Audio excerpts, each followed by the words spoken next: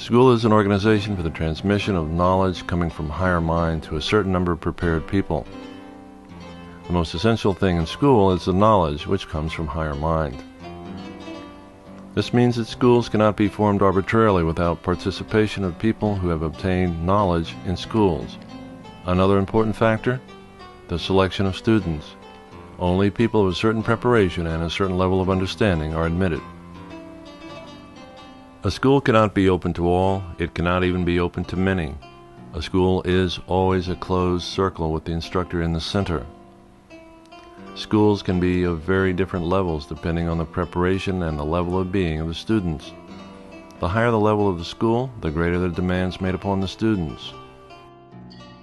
This school uses a scientific approach suited for Western man.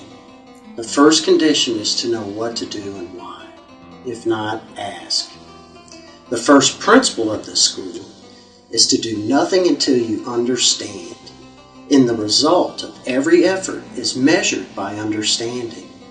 Understanding is the chief principle. The second principle of this school, you must not believe anything without verifying it for yourself. Accept it as a possibility or not accept it, but never act on blind faith. The second condition is that those conducting the school have the responsibility to keep people reasoning for themselves, and not to allow or produce infatuation or imagination. There can and should be aims, no promises. If people want to study here, they must accept certain conditions. This means that they must be willing to make the work practical. This is done by working on both the line of knowledge and the line of being. Knowledge and being developing together gives right understanding.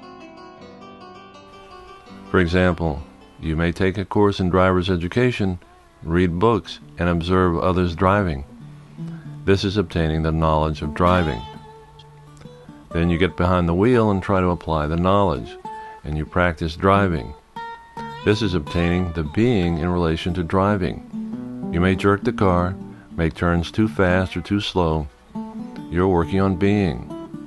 Then after some time, you have mastered driving, and you no longer have to think about driving. You just drive. Then you have being in driving. Together, the knowledge and the being give you understanding of driving. A person who only reads about driving or observes others driving does not have the being or the understanding. They only have the knowledge. For them, driving is only a theory. It is not practical.